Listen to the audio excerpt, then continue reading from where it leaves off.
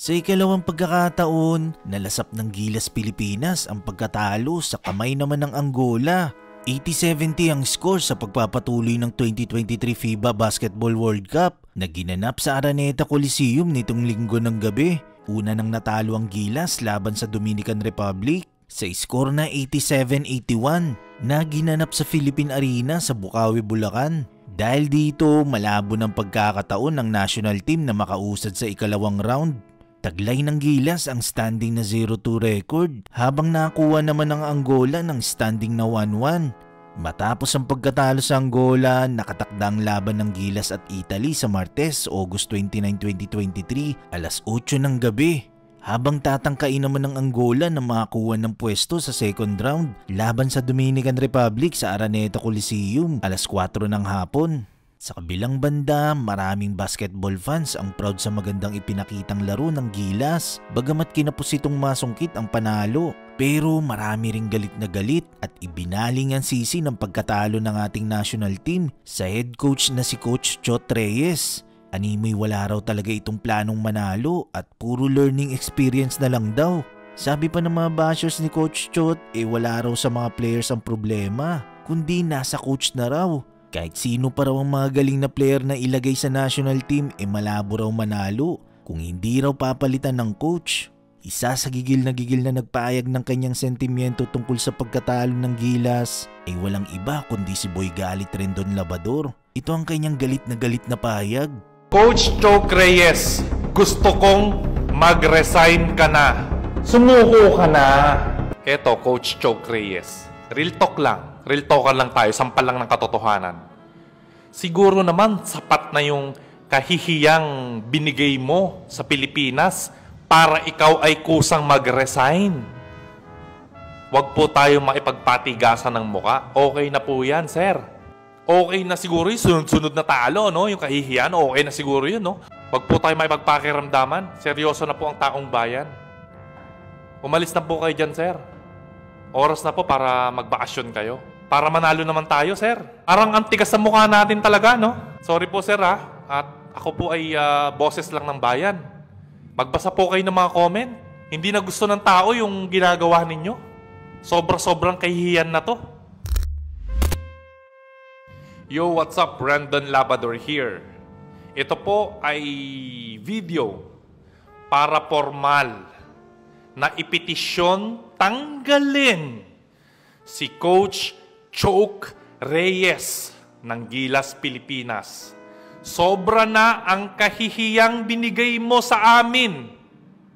Tinatawag na ng taong bayan, buong basketball community ng buong Pilipinas ang iyong pagbaba sa pwesto. Sobra na, sobrang kapal na ng pagmumukha natin. Mag-resign na po tayo. Sinasayang mo ang talento ng mga player mo. Hindi ka marunong gumawa ng mga play. Naluma na yung mga bola, oh. Tama na. Sumuko ka na. Nakakahiya na sa buong Pilipinas, oh. Ang sakit sabihin, pero hindi ka marunong mag-coach. Lumipat ka sa volleyball. Doon, baka manalo tayo. Bakit ba SBP hindi nyo matanggal-tanggal si Coach Choke Reyes? Hindi pa ba enough na buong basketball community ayaw sa kanya? Kaya tayo hindi umuunlad Puro tayo politika. Puro tayo palakasan. Hindi tayo manalo-nalo Basketball na nga lang yung pride natin Yan yung hilig nating gawin SBP, kung sino man po ang nakakataas dyan, makaramdam naman po kayo. Ang kapal ng mukha ninyo. Buong Pilipinas, ayaw sa coach natin. Hindi marunong. Sinasayang ninyo ang opportunity. Home court na nga natin. Ang gagaling ng mga player natin. Tapos hindi pa rin manalo. Kailangan ko bang lumaro dyan para lang manalo kayo? Ha? Ano pa ba ang hinihintay nating sign? Para lang tanggalin, para lang palitan si Coach Choke Reyes, hindi na nga uubre.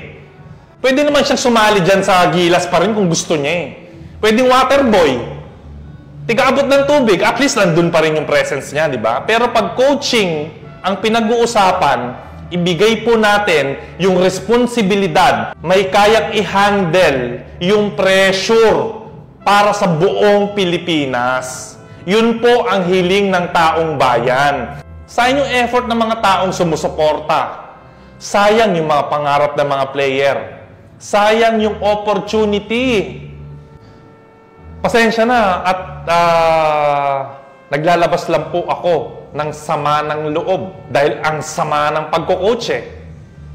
Ito lang po ay ang aking opinyon bilang isang Pilipino. At bilang boses ng bayan, kailangan kong ipagtanggol yung mga kapwa ko basketballista. Coach Choke Reyes, parang awa mo na po.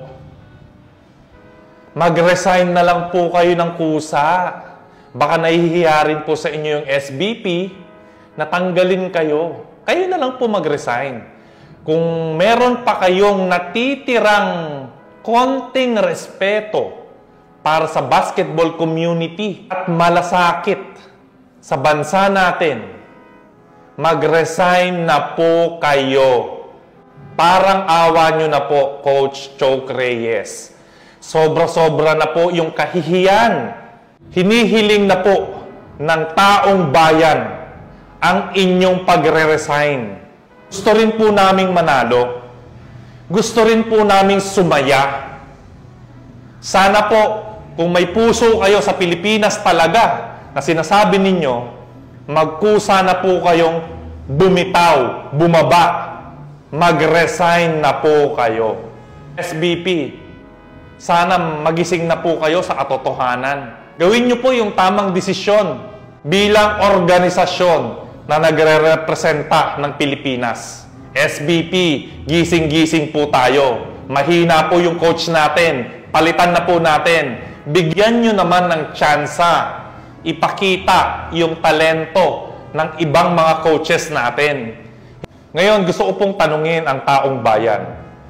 Sino po ba ang gusto ninyong mag-coach na karapat-dapat mag-lead ng Gilas Pilipinas? Pa-comment lang po dito para malaman ng SBP. Ipamukha natin sa kanila. Yun lang po ang gusto kong sabihin. Ito lang po ay pagboboses para sa petisyon at kagustuhan ng majority ng mga Pilipino. Napalitan si Coach Choke Reyes, SBP. Aksyonan nyo yan. Ipakita nyo na may puso kayo sa Pilipinas.